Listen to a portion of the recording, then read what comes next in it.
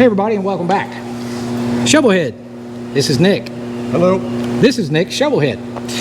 It's been here for a little bit. 2.5 years. 2.5 years. A little bit. So we've got all these inmates and late model bikes getting ready to roll out of here and such. And honestly, Kevin wanted to get on to some vintage engines, and he's certainly been waiting his turn.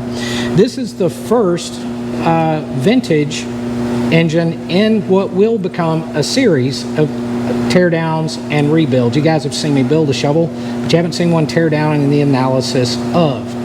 So we're going to tear it all the way down. Nick's going to help, and we'll see what we got. So I also want Nick to tell you the story of the bike, his ownership, issues, anything like that, so we know what we're getting into here.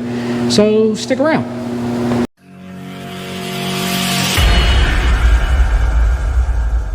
So what's the story, Nick?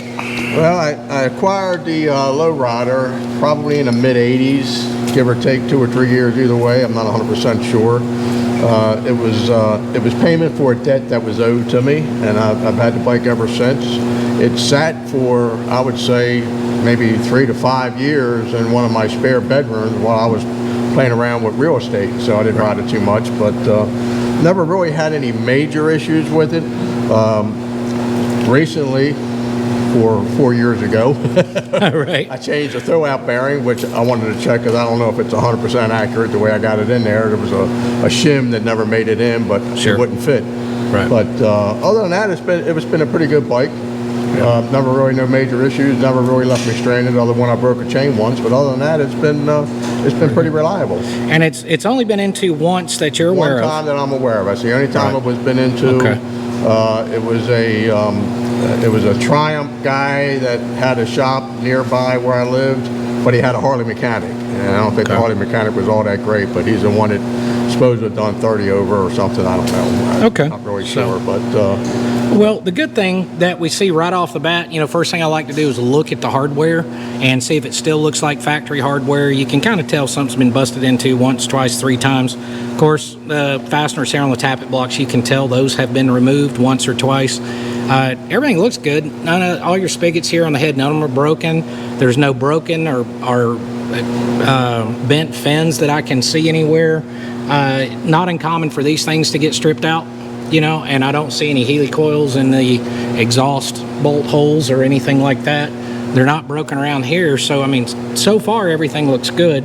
And according to what Nick said, this was an all black engine. yeah, so yeah. It never had the silver top on it. It was Right. always all black. And so kind of the goal with this deal too is the plan is we're doing a full restoration on the bike, and how far we go to the bike with the bike is going to be determined by this, to see if how crazy it is, how simple the rebuild could be, because it's the thing about a shovelhead. I'm often amazed by how bad they can actually be and still run. work. That's the amazing thing. She's a good baby. Nothing, She's a good nothing baby. Wrong. Nothing We got to wrong. rub her a little bit, make sure she's good. So we're going to play some music, guys, and then I'll cut the music when we get in talking about anything, and we're just going to start tearing things down. So let's get at it. All right, sounds good. Of course, we're going to start by removing the oil lines between the 2 rocker boxes, as well as the oil line that goes from the rear rocker box down to the engine case. Now, typically, you cannot remove that oil line without removing one of the rocker boxes. A little tech tip for you: the small fittings that are in each of the rocker boxes, for the one between the 2 and also the one going to the case, you can take a small drill bit just slightly larger than that metal oil line itself and drill out that fitting, and that allows you to move and center these oil lines and slide them back and forth to remove them without having to take off your rocker boxes. While Nick's working on that rear oil line, I'm going to jump on just breaking the nuts loose on the rocker boxes. Of course, I'm not taking them completely off at this point. The push rods can be under tension with the tappets actually on the cam lobes themselves. So we want to make sure to release that first. But I do like to break the bolts loose, kind of let things float just a little bit, make sure nothing's hanging up. Now, it's often thought that adjustable push rods are a new thing. In reality, they're not. Shovelheads and back all had adjustable push rods in them from the factory.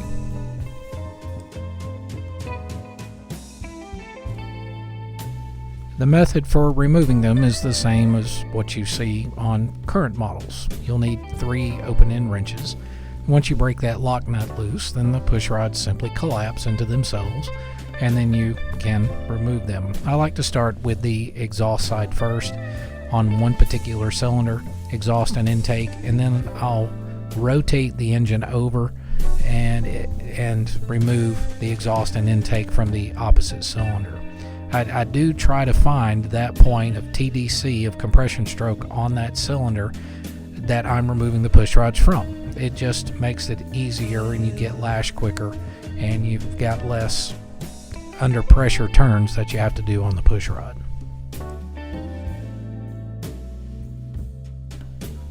With all the nuts removed from the top of the rocker box, we can pull them off. Now, these can be a very tight fit. Don't force them, don't pry them, just work them up slowly and they'll slide right off. Of course, you notice there's studs there, and notice there's no rocker arms like you would see in an Evo and a twin cam or an M8, and that's because the rocker arms are within the rocker box. So the shafts and the rocker arms are inside those top pieces that we just pulled off, and it comes off separately from the head.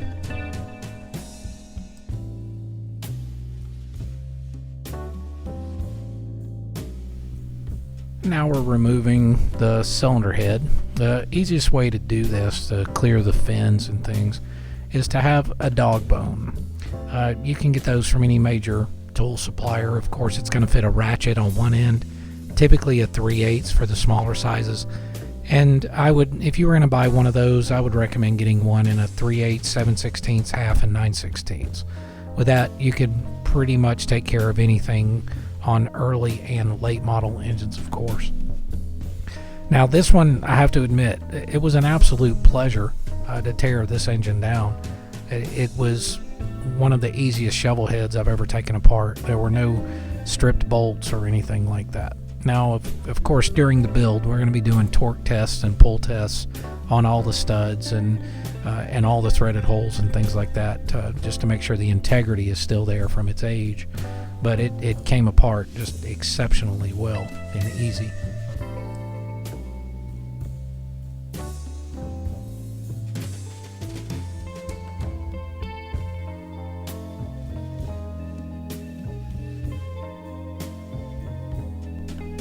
Notice the head bolt there that I'm touching, and it's still in place. The cylinder stud that's on the base will not allow you to take that bolt out without removing the cylinder. So when you do your reassembly, you always want to make note of that. We can certainly see from the head in the chamber there that there's a tremendous amount of carbon in there. But it's not the typical carbon buildup like what we see today. That's that shiny oil encrusted carbon. So what we have in the front cylinder is essentially this engine was running exceptionally rich. Now the difference is it's a dry powder, and it's not leaving these massive deposits behind. It's just an even dry layer of carbon. So it was running pretty rich.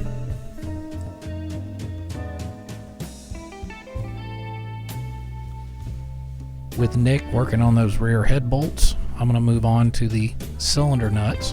You'll notice again I'm using one of those dog bones, in this case the 9/16 on the end of the ratchet.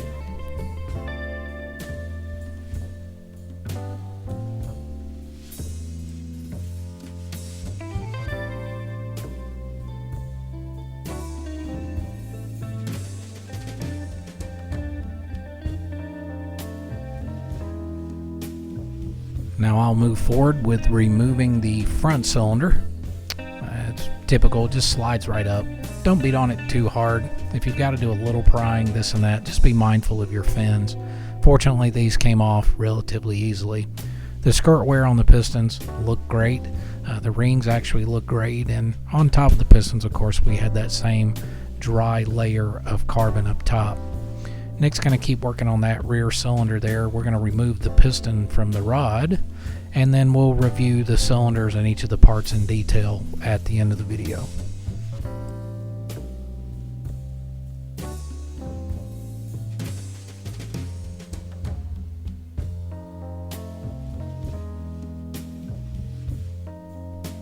Nick's ready to pop that rear head off, and there was a tremendous amount of oil-based carbon in there. Notice how shiny the deck surface is.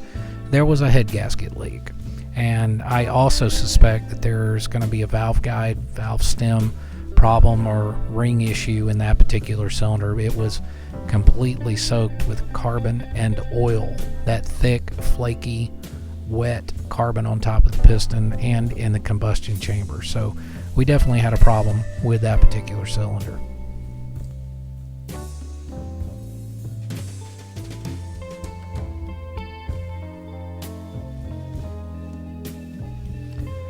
Notice this rear cylinder, that right hand side rear bolt is still in the cylinder, just as the same in the front. So make sure you leave those bolts in there before you bolt the cylinder down during reassembly. With Nick's cylinder off, we're going to tap on these wrist pins and get the pistons out.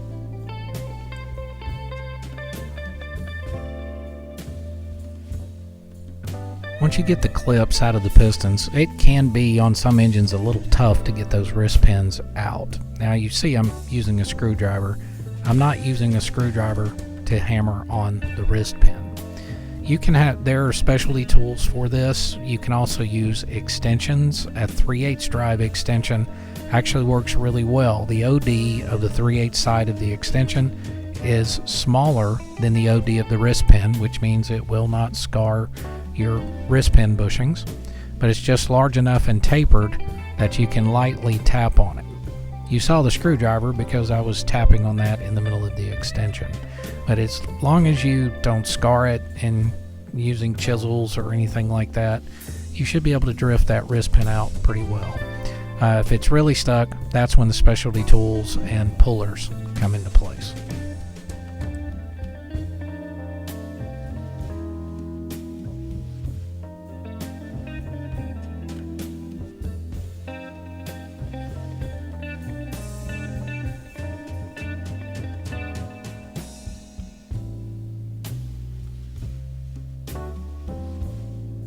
And now we move on to our tappet blocks. You notice these are quite a bit different than what you would see on your twin cams and of course your M8s, where the tappets don't drop in from the top. They actually have to be inserted into this very large tappet block before they're installed into the case.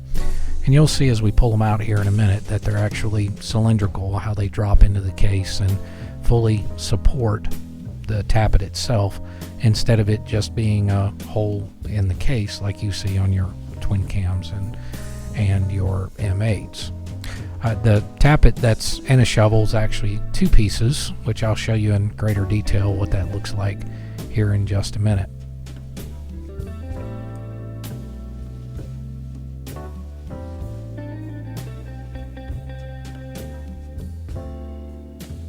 And of course, it can take a light tap of a rubber or composite type mallet to break that gasket loose. And you can see there how large the hole is in the case and the block itself. Another thing is a specialty tool during reassembly that you have to have are tappet block alignment pins. They're a very small tapered pin that has a 1/4-20 thread on one end, and you would put one in each corner of that tappet block to make sure your tappets are aligned perfectly to the case.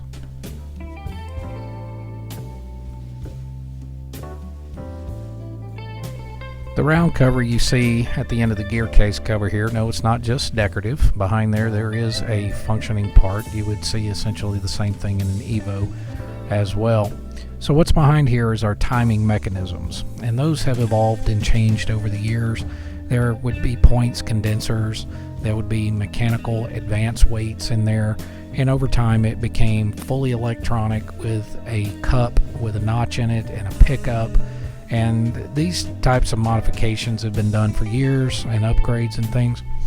This bike in particular still has the mechanical advance weights in there, but someone had upgraded it to an electronic aftermarket pickup.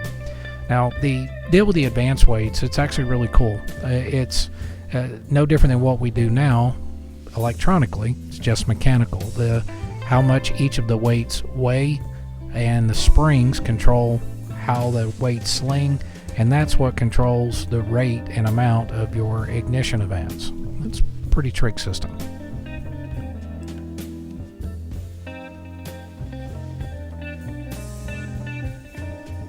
With the bolt removed from the end of the camshaft, we can take the advance mechanism out now, and you can see here what I described. The weights and the springs that hold it together that control the rate and amount of advance that you have. They were great systems and really bulletproof. Unfortunately, dialing them in is becoming a lost art, but I still enjoy working with them. Now we're going to move on to removing our gear case cover. I'll warn you in advance, these covers can be kind of tough to get off. Light taps with a hammer, this and that, they typically will come out. And sometimes if you just apply very, very light pressure on the camshaft, then it can be just enough to slide it out. There are alignment pins on that cover, and would you look at that? Ain't that something? All that oil that poured out of there. I'll get to that in a second. Those alignment pins, we have to remember this cover is a structural support for the outboard side of the camshaft. And you're going to notice here in a second that I put my thumb on the cam so that it stays in place inside the case when we pull the cover. One of the challenges with an older engine like this, the taps, the little screwdrivers, a little bit of prying here and there, you do have to use some common sense. And that common sense largely is very similar to the Hippocratic Oath. We don't want to do any harm. And that's an important thing. So all the oil, obviously you notice this crankcase was completely full of oil. As with many things with these motorcycles, sumping is not anything new. If it can happen even on modern Sportsters, your more modern Softails, anywhere the oil tank is higher than the oil pump. And essentially over time that oil can migrate through the pump and fill up the crankcase. Now on this one in particular, of course, being at FX, the oil tank is higher than the pump, and over time with it sitting, that crankcase would fill up with oil. Now one of the big advantages that we had back then was the oil pump could clear that case very rapidly. It would refill the oil tank and generally cause no mechanical issue at all. Of course, you saw on the cover there's different bushings and things inside there, and we'll get to that here in just a second when we review all the parts individually. And for those of you that have never seen the inside of one of these before, again, an Evo is basically going to look the same. This is a second generation Shovelhead, but it's going to look the same. You'll see the top gear and shaft, which is your camshaft. Then below that, you'll see obviously your crank with a pinion gear on it. And then to your left, you'll see another gear. That is your breather gear. And that's one of the big things that makes the earlier engines different than your twin cams and M8s. The breather was actually timed to the stroke of the engine through the camshaft. And essentially it made it a mechanical breather system. Now that is a shim, and that's also one of the aspects of makes these older engines, building them a craft. You'll see there I'm removing a shim from the back of the camshaft, as well as that shim I took off from the breather and such. When you assemble one of these things, you often have to assemble, disassemble, and then reassemble to check those clearances. Different builders will use different clearances. I like to be 10-15 thousandths on that breather and that camshaft of end play, so that, of course, when it heats, things expand, that you're not going to be too tight. It is better to be loose than it is tight in these mechanisms here. The other side of it is there's other things we still have to check. You have run out of the crankshaft, of course, and you also have backlash between each of the gears. And all of those things, if set up and done proper with undersized, oversized gears, etc., will make for an exceptionally quiet and exceptionally reliable engine for a very long time.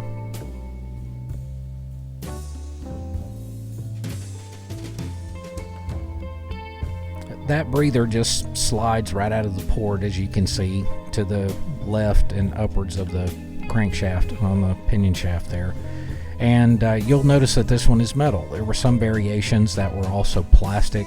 There are pros and cons of the metal and the plastic. Personally, I prefer the metal ones. The plastic ones, some will say that they are forgiving, that they don't scar that bore up as much, which is critical. You want a good finish in there. But others, if you do get a little metal in them, it can actually impregnate into the plastic and destroy that bore. So there's some pros and cons.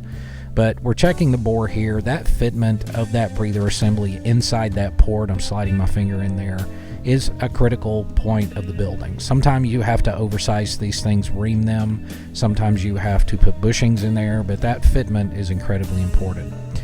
The next thing I'm taking a look at, if you notice where his finger is here and just above his pointer finger, there's a bit of a window in there. Now, there was a common modification that was done where some would open, where I'm pointing now, that window would be opened up slightly, and that would change the timing of the breather.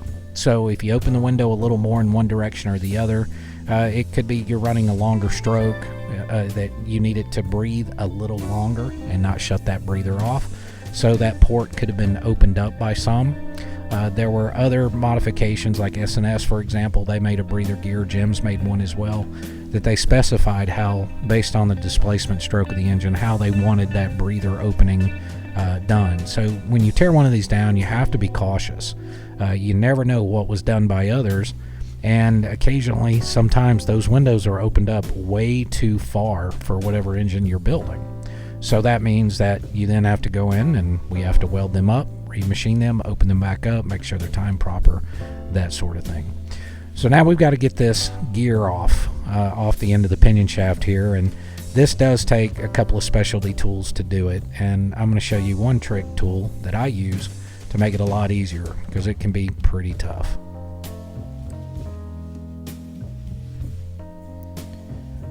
Unfortunately, I missed the spot of the specialty tool where I removed the nut off the face of that. There is a specialty socket that's deep enough to allow for the pinion shaft of the crank, and it's essentially a rectangular shaped female side on the socket that can break that nut loose. And remember, it is not right-hand thread. That bolt is left-hand thread, so you would turn in the opposite direction. Now here I've got to get that crank gear off. Well, I started out with a Gem specialty tool there, and that gear is completely stuck. And I'm not going to run the risk of breaking the tool and damaging the gear, so I do have a heater that I use. You guys may have seen me use this induction heater before, taking out bolts from, I don't know, various different things, exhaust bolts and the bolts off the Tappet cuffs on M8s and things. So I have one that I've bent up specifically for that size for the pinion gear there. Now, another side of this is you don't want to get it too hot. These things can get up extremely hot, and that will actually affect the hardness of that gear.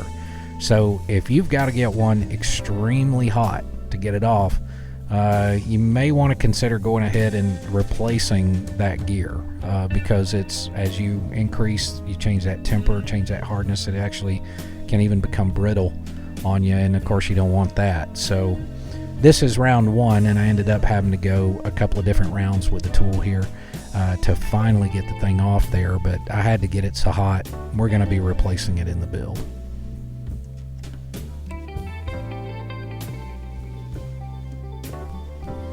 Well, that gear popped out of there. We've got a couple more to remove. You've got the oil pump drive gear that is also on the pinion shaft, and a small spacer that keeps everything aligned proper. That has to come out as well. And what we're working on now is removing the oil pump.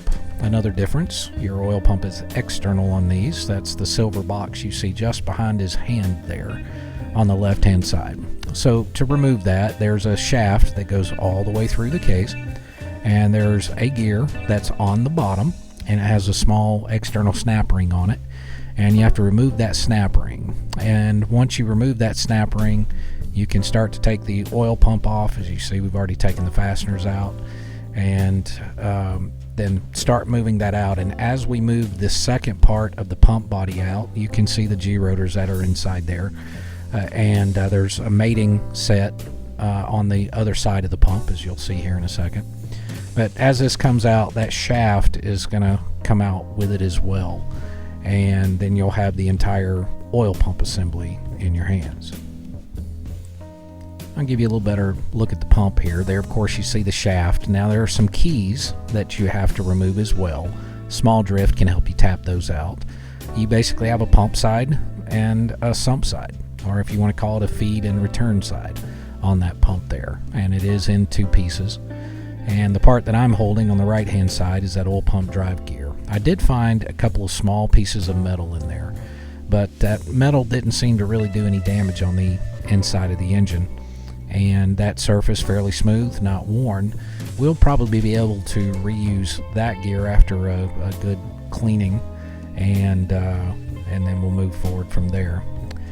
Often you may see some trash and gunk trapped down inside that cavity there. You can see I'm checking it with my finger.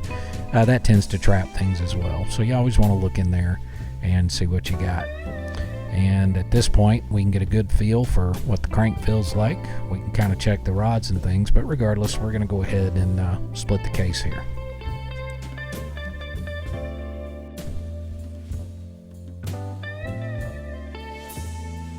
And I'm going to speed this up for the most part. What you're going to see us doing here is removing all the bolts and nuts that hold the case together. There are some that are studs, some that are through bolts, so make note of that. And we're also going to be removing the stator and the nuts that hold that in place so that we can get this case split up.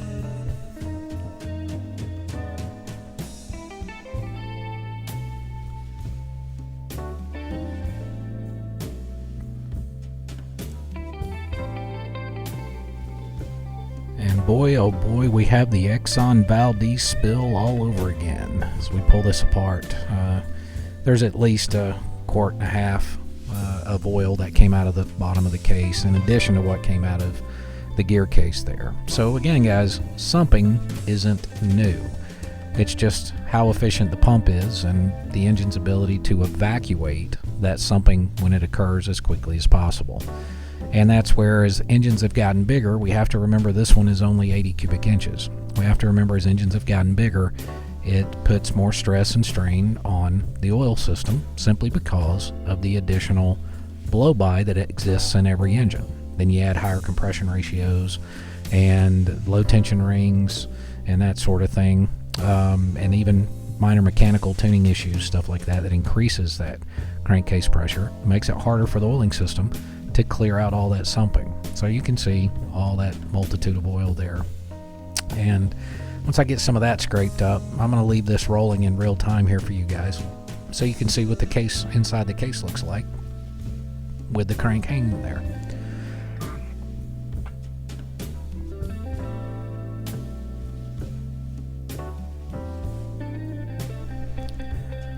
Another thing to think about when you're building one of these engines, you'll notice here in a second on the crank bearings, you actually have to build your own bearings. There are cages and separate belt bearings, and then of course, as you see me build this engine throughout this whole project, you're going to see me doing the races, you're going to see me line honing the case, making sure everything is straight and true, and then I will custom fit and size each of the rollers that are on those bearings, and to make sure that, again, everything is good and as it should be. Of course, you'll notice these old cranks are not pressed together. Well, they do press together, but they have bolts, and they're multi-piece cranks. Pins, they all bolt together, and the shafts themselves bolt into the halves as well. Nick, your first shovelhead teardown. What do you think? Very interesting. Very interesting. Educational. Education. Big differences, right? Yeah.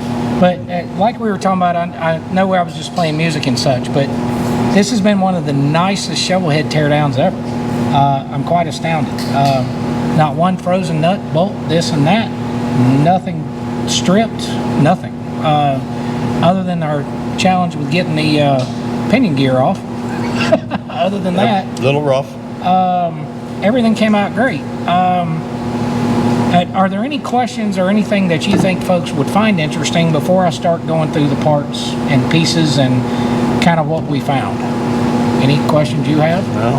No, I'm still blown away. Anything you think they should know before we go through parts and such? You really can't do this in your garage unless you got the right tools. I can tell you that much. Definitely, you need the right tools to get some of them bearings out and gears off. But other than that, it's pretty basic after that. A couple tricks of the trade that Kevin taught me. When you're pulling off the jugs. But other than that, it's not that bad. No. I mean, it was very interesting. Yeah, and then of course the real specialty stuff, it comes in obviously setting up cranks, setting up bearings, the clearancing, the build process stuff, heads and all that other kind of stuff. But we're still going to go through, and this is still going to be a complete engine restoration. It's just nice knowing that we have so many parts that we can work with. I mean, the flywheel assembly, of course, is going to be rebuildable without any issue there. Just the condition of everything, we can use the cylinders. Of course, I haven't taken the heads apart yet, but I don't foresee any issues there. It's things hidden by a lot of carbon, but I don't suspect to see cracks and that sort of thing, and we're going to go through that. And the rockers seem pretty much in good shape. They seem in good shape. So let's, I'm going to grab the camera and then we'll go through some of the individual parts and things. Well, let's start with the obvious. Here, the flywheel assembly and such, the rods are a little loose. You can tell that right off the bat. Little axial play, no, I haven't measured it, but you can tell they're loose. The bearings feel good actually, but it's a little loose, looser than it should be. The bearing conditions here look good. Of course, I haven't checked clearances. It felt good when it come apart, but that's part of the build. Of course, it's still hanging here in the tapered main bearing, which I'll get out later. We're just letting all the oil drain of it. So we have that. Of course, if you were doing a rebuild, you can tell the wrist pin bushings here got a little warm. I have not clearanced them. They look smooth. We found no trash in the engine, but that's another clearance that you would want to check there.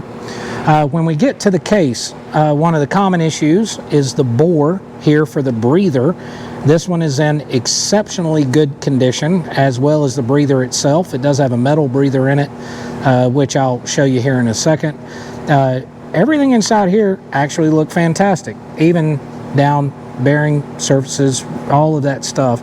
But needless to say, it's all going to get replaced. Now on the cylinders, we had an obvious thing. We had oil leaks here, and you can obviously see here what was going on. But the surfaces themselves look good. Of course, they're going to be trued, and before the bore and hone happens. As far as the inside of the cylinder, it looks exactly like what I would expect. Some miles, but in good condition. Nothing too crazy. Now, when we start looking at the carbon side of things, let's get to the heads. So this one, notice how all this carbon is dry. This is basically fuel carbon. Now, he was running an S&S carburetor, and if you guys have watched my video on how to rebuild an S&S carburetor, I talk about the choke circuit, checking it, vacuum testing the choke circuit and things. It's, I say, a relatively common problem for these things to run rich, and you fight the jetting back and forth. So watch that video if you're running an S&S carb. But regardless, we have dry carbon. The rings look good. The skirts do not look bad at all. Not really worn too much. There's no sign of any issue. We'll find out more. The other things, we're looking at the threaded holes here. Everything looked fantastic, and with minimal effort, the bolts came out, and then they unscrewed by hand entirely, so the threads aren't galled or anything like that. That's great. Now we move to the rear. Notice how soaking wet this looks and how the carbon is piled up on here and also on the piston. This is oil carbon, not fuel carbon. So we definitely had quite a bit of oil getting in here. Now, this could be, you had this head gasket leak here. It could have been migrating up and over in there, but it could also be valve guide, that sort of thing, coming in from the top. But it also could have been the rings. I have not checked the cylinders, straightness, trueness, but just evidence from the oil here. We obviously had a head gasket leak. More than likely, it was leaking through that area there. And then we get to the rocker boxes. Digging down in here, when we look at the play, the axial play on the rockers, you want to have about 10. Some people build them to 10, some to 20. They make a little more noise. But I'll build them somewhere in that ballpark of about a 10 to 15 thou clearance here. A couple of them are loose. That one feels a little more better. That's more about 10 thou. That's probably about double. I'd call that 20 thou. Checking this one here. That one feels great. This one, let's see. and a little looser on that end. Now, it's not uncommon on the exhaust side, because your exhaust side can run a little hotter. Sometimes you can run a little bit more of a clearance on the exhaust side. But anyway, it may be due to wear, whatever the case may be. Needless to say, the rocker boxes are going to be completely tore down, and all these clearances checked, everything hot tanked, cleaned, all that type of stuff, and then rebuild that entirely. But I'm also looking at the tips right here. The tips have very little wear. They actually feel fantastic. And a couple of them, this one is dead center. This one right here is way off center, right there. This one is as well way off center, and that one's not too bad or close. This one does have a little bit of pitting on it right there, so we're probably going to end up doing a push rod oiler conversion from gems on this. So that's going to be full hydraulic roller tappets. It's going to oil through the push rods and then up to roller rockers, the gems roller rockers, and that'll make this shovel run very, very quiet, and you don't have to worry about adjusting your tappets and things at that point. Of course, you saw in the video, people modern day today talk about, oh, adjustable push rods are absolutely terrible. Well, these had adjustable push rods from the factory, and those were run on pretty much everything that had solid lift and everything else. So anyway, that being said, I want to flip the heads over to, or one of them anyway, since we were talking about the rocker tip. One of the things I'm very excited to see is the condition of the tip of the valve right here. It is flawless. It's around the edges. It's not sharp at all. The wear marks, fantastic. I do not feel a divot in here of any kind. And it's the same on all 4 valves, and that's a wonderful, wonderful sign. So it's quite possible that these heads, if the seats look great, that we just end up maybe doing guides and reusing these valves, but it depends on the clearances. I might be able to just clean everything up. We'll figure that out when we get there. But so far, so good. All signs point good. None of the studs are pulled that we could see in anywhere. None of them have pulled out. Of course, I'm going to do torque tests on each one, put a spacer on here with a nut, over torque it slightly, make sure the stud doesn't pull, and then I'll know then that that stud is golden in there, and it'd be great if I don't have to replace them, but we're going to check that anyway to be sure. We're also going to do the same thing on the case right here. Now we walk over here, let's take a look at, of course, this is a point style ignition. A lot of you guys may have never seen that before. Those are your advanced weights, springs. This used to be some magic tuning back in the day. You change the weight of your advanced weights here, the tension of your springs and such, to change your advanced curves. This one did have a Dyna S electronic pickup in it, so it did have that. Somebody had put that in there at some point, but anyway, there's your point system there. So the way some of you guys may have never seen this before. This is a 2-piece type deal. This is a Tappet block. Yeah, if you want to help me here. So in the top end, we can pick it up, and I'll show them if you want to just support the tappets. There we go. Thank you, Nick. So if you'll support the tappets on the bottom, let's hold it straight up this way. This way? Yes, sir. So what you have here, this assembly right there, right? And then what you actually have on the bottom, and that's the cup that your push rod goes to. And this is your actual roller tappet body right here that slides in there, and then that assembly goes on the top. So it's a bit of a 2-piece deal. A lot of you guys have probably never seen before. And then of course your push rods are adjustable in this one. So camshaft, it's a camshaft. Pressed on gear, appears to be a stock cam. Nothing too crazy there. Then you guys have seen plenty of videos on oil pumps and stuff. Of course, these oil pumps are quite a bit different. One, they're external to the case. You got 2 G rotors there. Shaft goes all the way through. Another set of rotors there. And all these clearances have to be checked and such. And obviously, we have a lot of cleaning. I didn't find any trash in this thing whatsoever. And everything really looks good. So after I run all of these parts and pieces through the hot tank, get everything nice and clean, and then we'll see what the condition of all this stuff is. It's possible we can just reuse the oil pump after we check everything and save Mr. Nick here some funds, as long as we don't compromise longevity No. Yeah, as long as we don't compromise longevity, we can do that. And everything will go, of course, through the ultrasonic and the whole deal. And I'm going to say that is the review of all the parts and pieces. The next video is going to be doing all the machining and then talking about the parts, and then we'll probably build it in 1 or 2 stages. So I'm going to put that right there. Did I leave anything out? Sounds good. I'm glad we're starting. Me too, my friend. So guys, be sure to subscribe. There's going to be a playlist. I don't know, vintage something. I'll add this to a playlist.